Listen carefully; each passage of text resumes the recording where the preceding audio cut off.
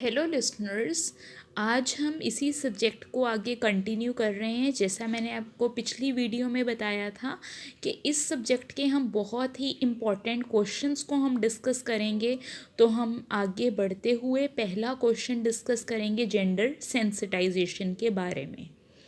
कोई भी एग्ज़ामिनर आपको बीएड में इस बेसिस पे इवैल्यूएट करता है कि आपने क्या क्या पॉइंट्स कवर किए हैं और कितनी डाइवर्सिफिकेशन के साथ कवर किए हैं। मतलब हर पहलू को आपने अपने पर्टिकुलर क्वेश्चन में कवर किया है कि नहीं, ये एक एग्ज़ामिनर नोटिस करता है जब आप बीएड का पेपर थ्योरेटिकल पेपर को कवर अप करते हैं।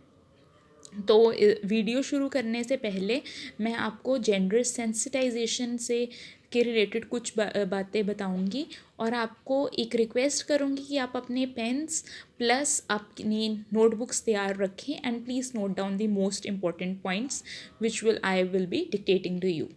तो सबसे पहले जेंडर सेंसिटाइजेशन। सबसे पहले फर्स्ट पॉइंट, अवेयरनेस। आपकी अवेयरनेस लेवल कितना है, आपकी ओरिएंटेशन कितनी है और आपकी इंट्रोडक्शन कितनी है जेंडर इश्यूज़ के साथ। जेंडर इश्यूज़ कुछ भी हो सकते हैं कि हमने प्रेजुडाइजेस को कैसे एलिमिनेट करना है, स्टीरियोटाइप्स को कैसे एलिमिनेट करना है, और ऑर्थोडॉक्स बिलीव्स, कोई रूढ़िवादी सोच है अगर कहीं हमारी स्टेट्स में, उसको हमने कैसे रिमूव करना है।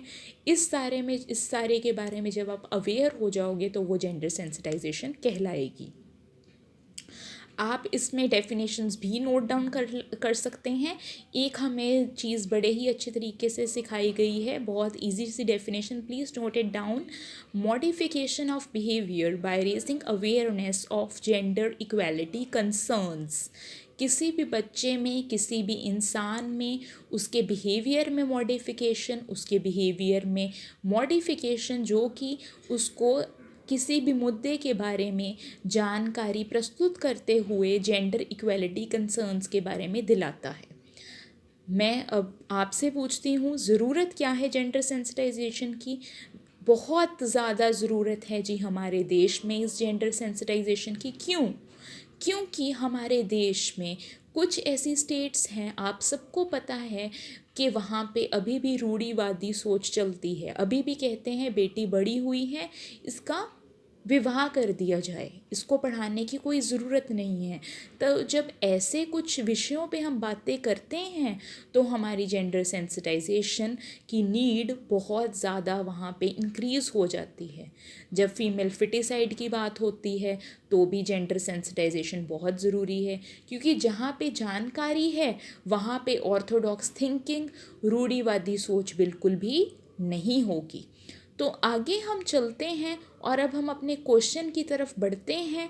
क्वेश्चन हमारा ये कहलाता है कि how education can work for gender sensitization, और how education works as a catalyst agent for gender sensitization. ये दोनों क्वेश्चंस का आंसर बिल्कुल सेम रहेगा। बेस आपने सेम रखना है, headings you can change according to the need of the question. तो हमारा क्वेश्चन का first main heading that is aims and objectives. Aims and objectives जो हमने कवर करने हैं वो यही है कि बच्चे को जेंडर इक्वल टू, आपको ये भी चीज़ क्लियर होगी जब आप बीएड कर रहे हैं कि ऑब्जेक्टिव्स कैसे बनाने होते हैं, हमने कैसे वो चलते हैं। तो सबसे पहले है to aware child about equality, to aware about gender problems. Third point, to orient about civic rights. Please note down, आपको साथ साथ में चीज़ें समझ भी आती जाएंगी, आप नोट डाउन करते रहें।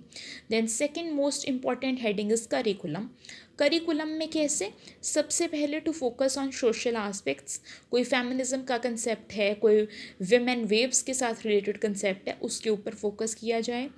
To introduce as optional subject, हमारा जो ये जेंडर का सब्जेक्ट है इसको ऑप्शनल सब्जेक्ट की तरह पढ़ाया जाए। To lead to value inculcation, values कोई भी हो सकती हैं, सिंपैथी, एम्पैथी, ये सारी वैल्यूज़ बच्चे के अंदर लेके आना।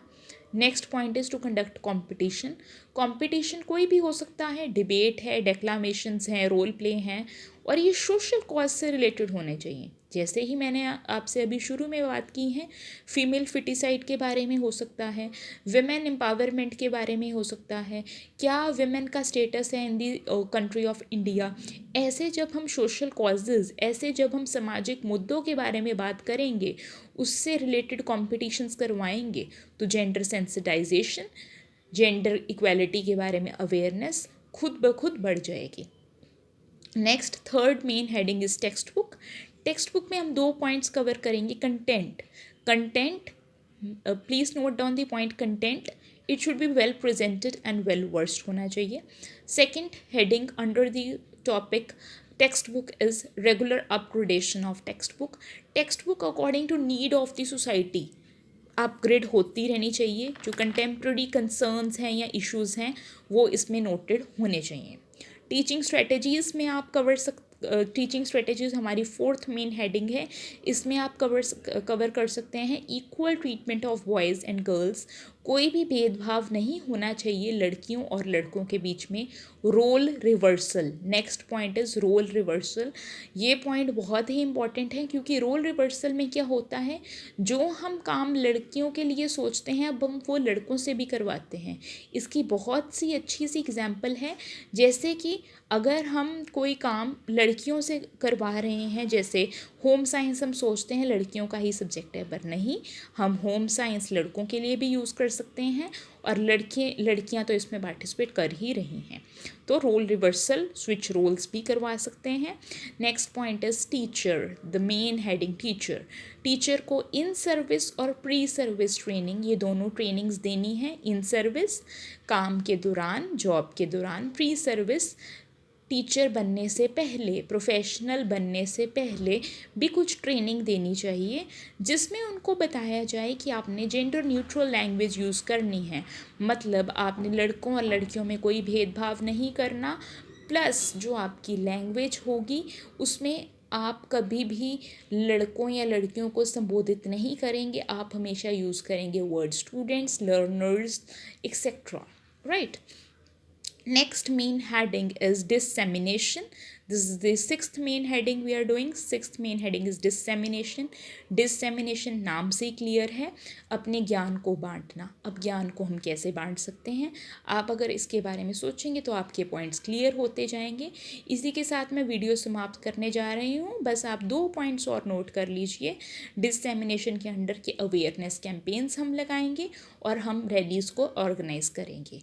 तो मैं ग्लोरिया स्टीमैन की डेफिनेशन के साथ ये वीडियो को अंत करने जा रही हूँ। ग्लोरिया स्टीमैन ने बड़े ही अच्छे ढंग से समझाया है, a gender equal society would be one where word gender does not exist, where everyone can be themselves. Okay, thank you listeners.